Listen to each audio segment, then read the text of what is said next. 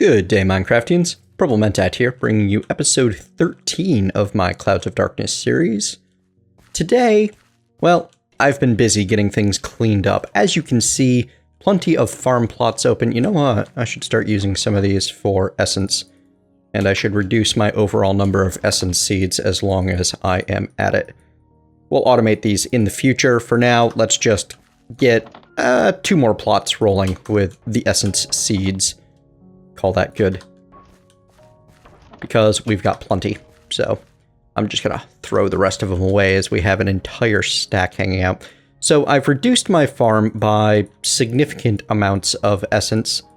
Specifically, I am no longer farming nether essence, tin essence. Is that tin? Yes. Tin essence, essence of copper, essence of silver, essence of lead, or essence of lapis lazuli. Because, well, I have over 20 stacks of each essence, and that will likely be more than I ever need of each of those. So we're calling it good for now.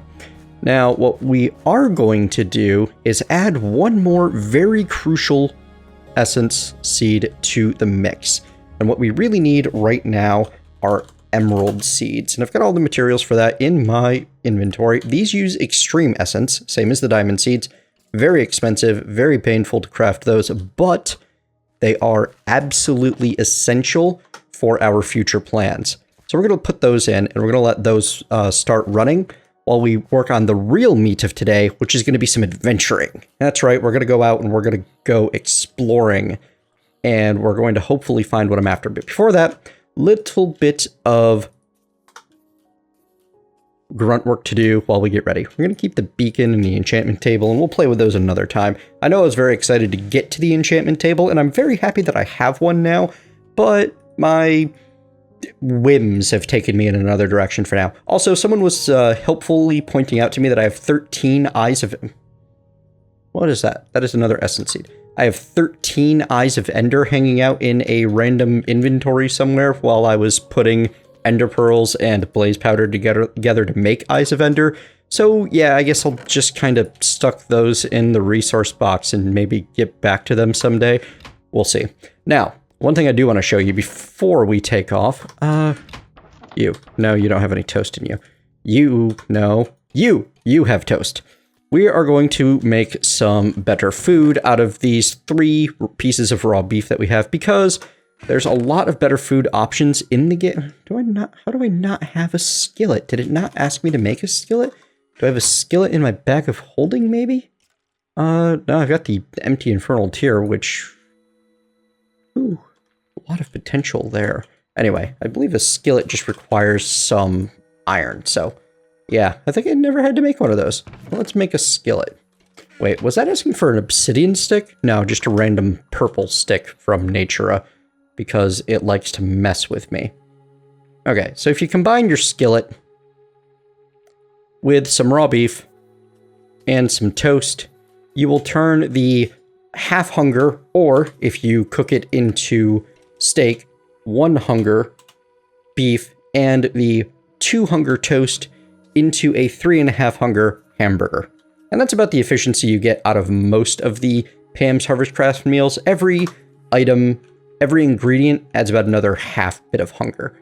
We're going to hang on to those, keep those in the inventory, but we're going to put them and everything else way down here in the low priority area. And we're going to make ourselves some better food. Let's go visit the trapdoor, which we haven't been into in a while, because I still have all the goodies from there and there. We're going to make ourselves a bunch of ender fruit, because ender fruit is a large meal, meaning it gives a full 5 bars of hunger, which is 10 points, as well as 1, 2, 3, it looks like 5 bars of saturation as well, which is amazing. Plus, it's even better than that because it gives you 3 minutes of the saturation buff. So you will be full for 3 minutes after eating 1 bit of ender fruit. It also gives you a ton of bonuses such as regen and strength and all kinds of other good stuff. Now, to make ender fruit, as you can see, you need a bowl, and you need the empowered ender pearl, as well as a bunch of ender nuggets. Ender nuggets are simple, so we're just going to spend, well, you know what, we're going to make a whole stack of ender nuggets, because I'm going to need them. And we're going to go grab another stack of ender pearls. Don't worry, we're going to start some serious ender pearl farming sometime soon here. but right now I really want to get this done first. The empowered ender pearls, as you can see, very expensive. 9 ender pearls per empowered ender pearl. Well, per 4 empowered ender pearls. So more like 2 1/4 ender pearls a piece. Anyway, what this means is that with it costing 7 ender nuggets and a empowered ender pearl per ender fruit, your total cost is about 3 ender pearls per ender fruit. That's not super expensive for what it gives you. Let's grab a bunch of planks so we can make a bunch of... Well, actually, that's more planks than I'll ever need for bowls. Let's grab a bunch of planks so we can make a bunch of bowls. I believe these get consumed by the recipe, but I'm not 100% certain. You know what? Let's eat one, just to find out. Do I get a bowl back? No. You do not get your bowl back. You will consume the bowl because you are just that hungry. So as you can see, you get 30 seconds of strength, health boost, which gives you all of that extra absorption. 20 seconds of absorption, which is amazing. 20 seconds of regen. I don't know if that's 1, 2, or 3, but I know you do regen fairly quickly. 20 seconds of extra speed, a full minute of night vision, and 3 minutes of saturation. So yeah. Now, this does come with a whole bunch of particle effects, but you only keep the night vision particles after... Well, actually, you know what? Those might be the saturation particles. I can't remember if night vision has its own particle effect. Anyway, most of the particles fade after a minute, and it's not nearly as obnoxious after that. So with that amount of... Actually, you know what? We're going to need a lot more ender nuggets than that. So that's okay. I should have seen this coming, actually.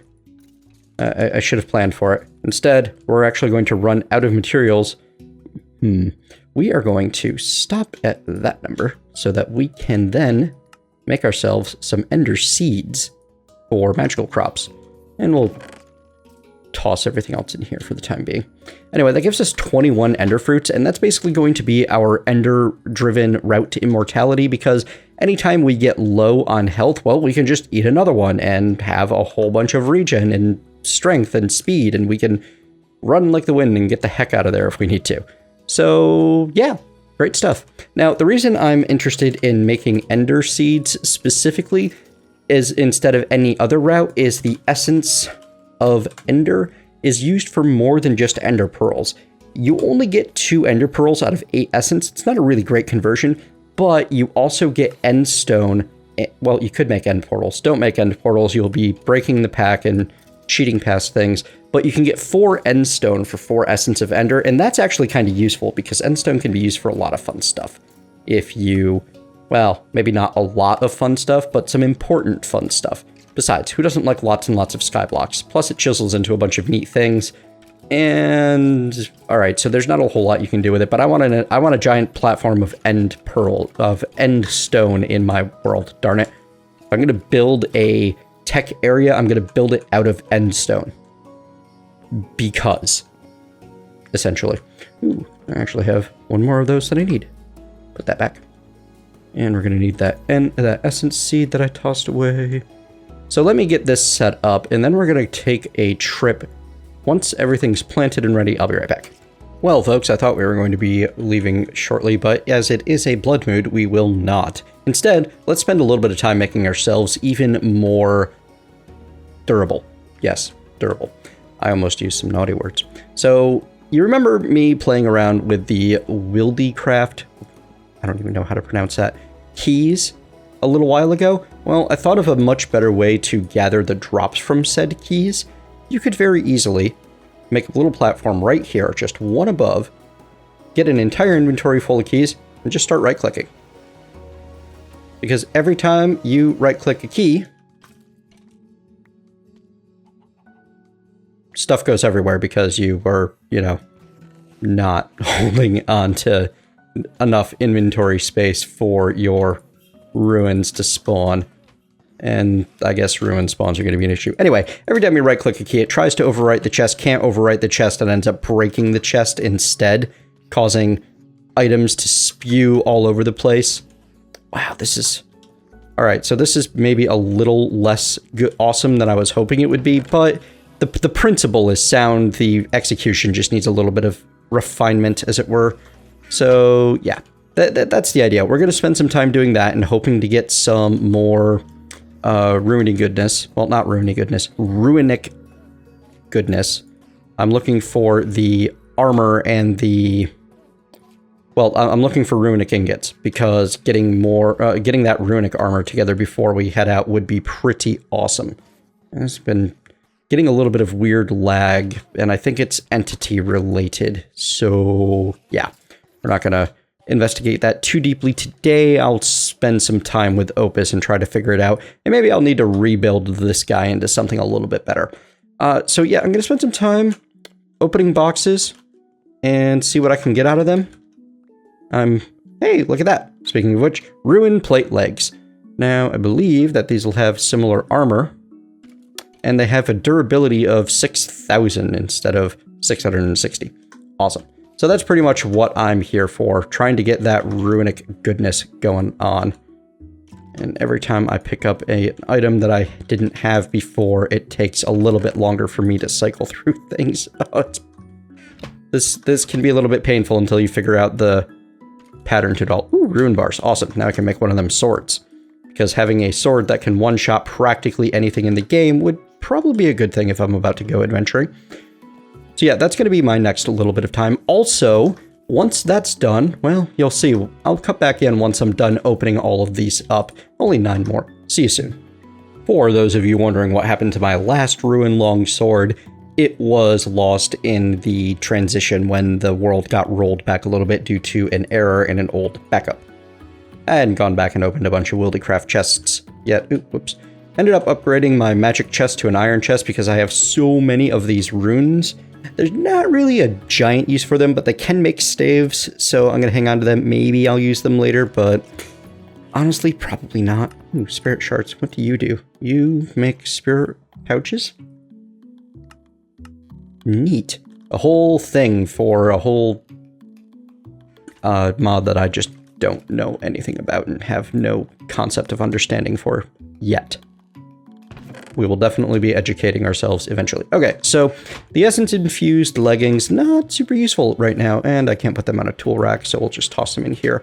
We'll hang on to them for later, but what we are going to do is take our helmet, chestplate, and boots, because we have exactly enough essence to upgrade these 3, and we're going to do exactly that. Put them in the center, put 4 essence around them, and get your essence-infused armor Mark III, which has significantly more durability, and I believe roughly the same defensive capability because Minecraft armor system only allows you to be quite so damage absorptive. Is that even a word? It is now. So, there's that weird lag again. We are going to... Now that it is nice and bright and daytime and the blood moon is over and I'm not in danger of sudden, spontaneous, instant death. Oh, you know what? I didn't check in here. Oh, there. Gold nuggets and a spinach roll. There's nothing you can do with the spinach rolls except toss them in your food bag. The raw swordfish you get, the only thing you can do with it is cook it. So you might as well. Apparently the cooked swordfish only stacks to 16. So again, into the food bag it goes. And because I'm slightly concerned about running out of inventory space, again, after last time, we're going to super upgrade our adjustable bag to bring with us so that we have lots of space to work with. Let me just condense my gold before I do that. Now, the way to do that is actually going to be, I believe, I can't remember if this is a stack or the slot upgrade. It is the slot upgrade. A very cheap recipe, just uses a bunch of wood around the upgrade case. So I'm probably going to need some more upgrade cases. Let's carry our iron with us just in case.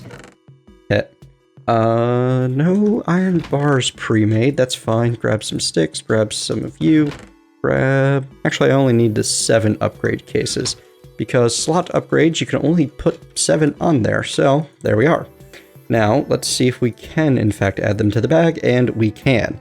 And as you can see, every time you add one of them, the bag gets slightly larger until you have a total of 7 extra on there. And your adjustable bag is now the maximum size it can be, which is pretty freaking large on the inside. I don't think we're going to be running out of inventory space this time. Clearly, I should have done that last time, or maybe just, you know, put down the crystal chest that I had in my... somewhere. Anyway, inventory is not going to be an issue this time around while we go exploring, which is good. Alright, I have minimized everything in my inventory. I've got plenty of, oh crap, heal me fast items.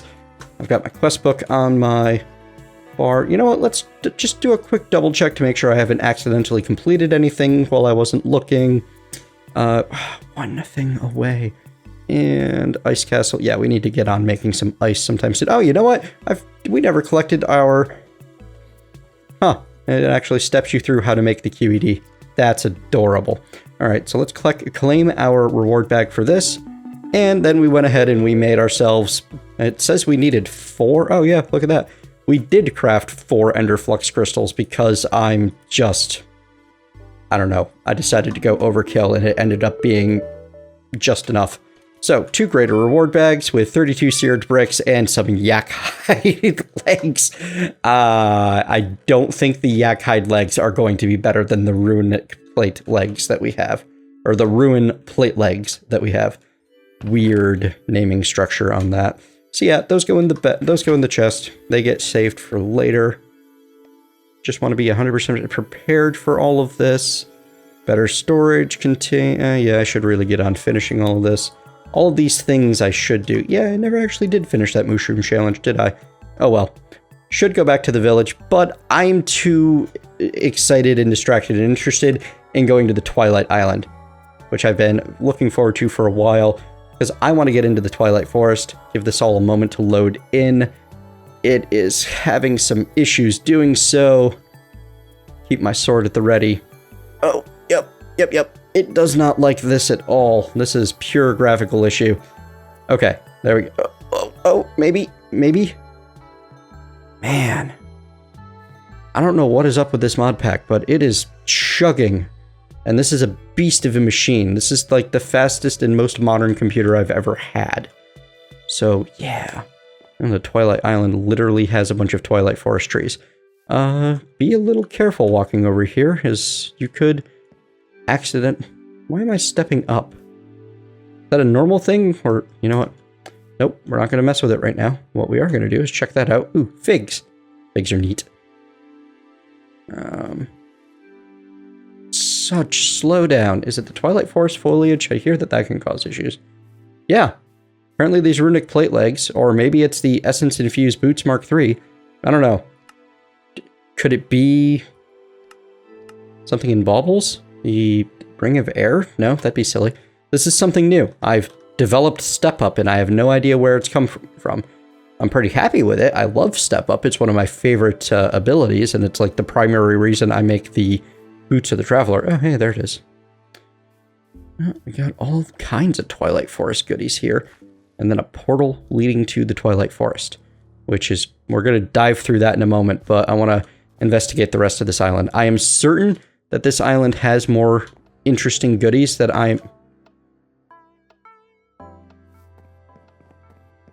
We're going to run away from that timer sounding thing.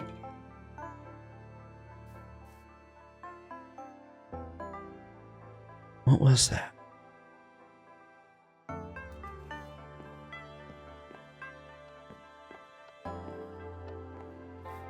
Something over here is ticking.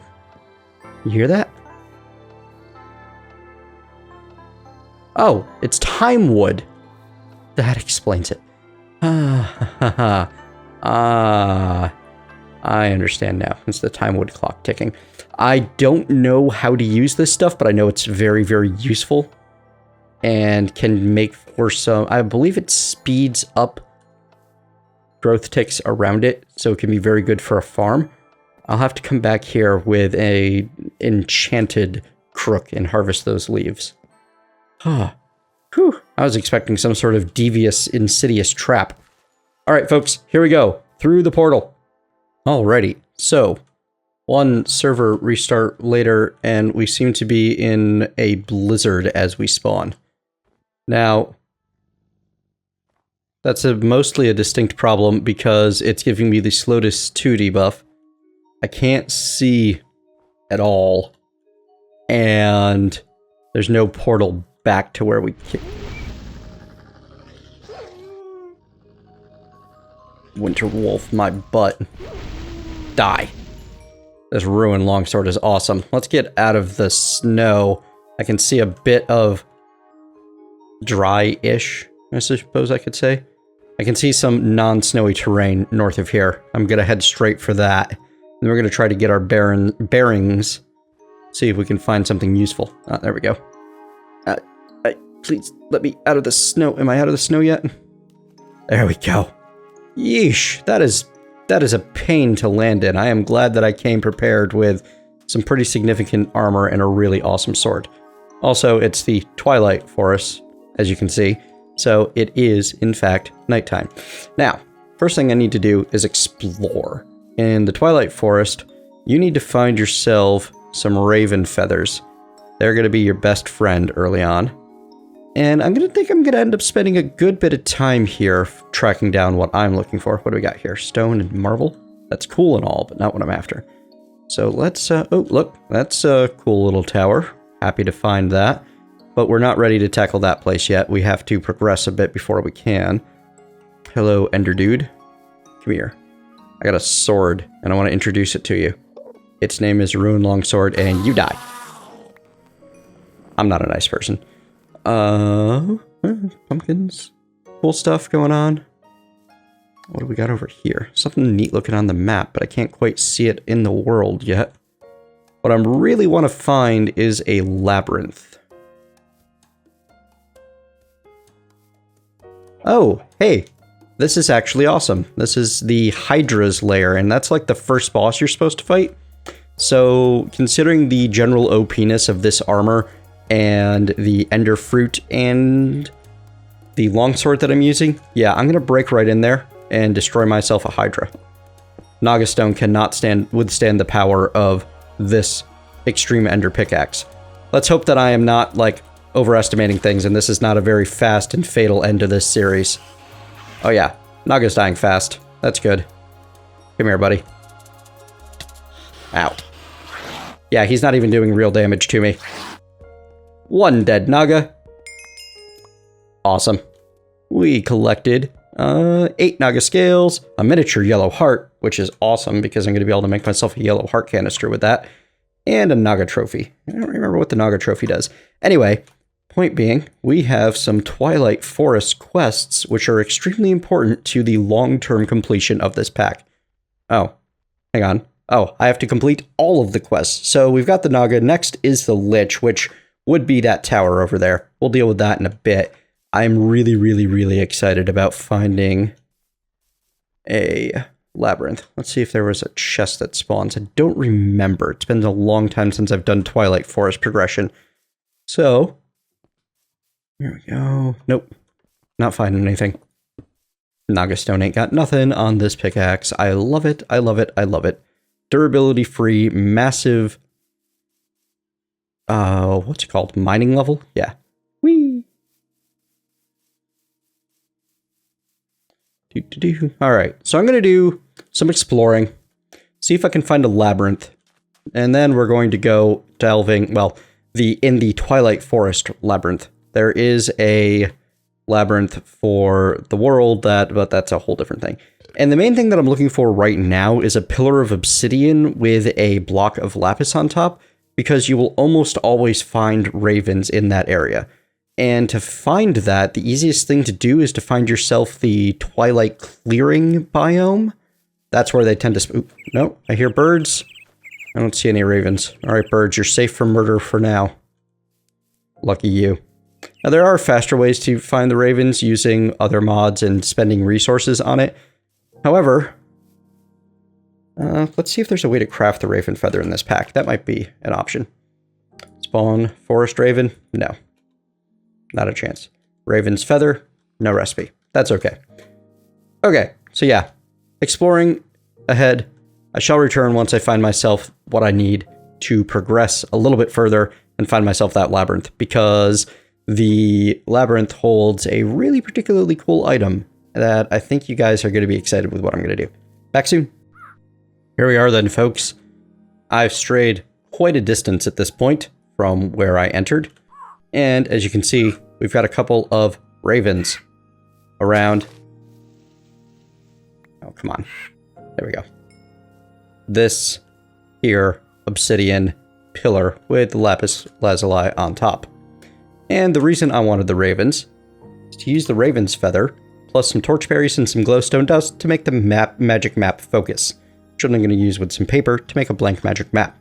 So, to get torch berries, one of the easiest ways is to find yourself a little cave, which I thought I saw one around here.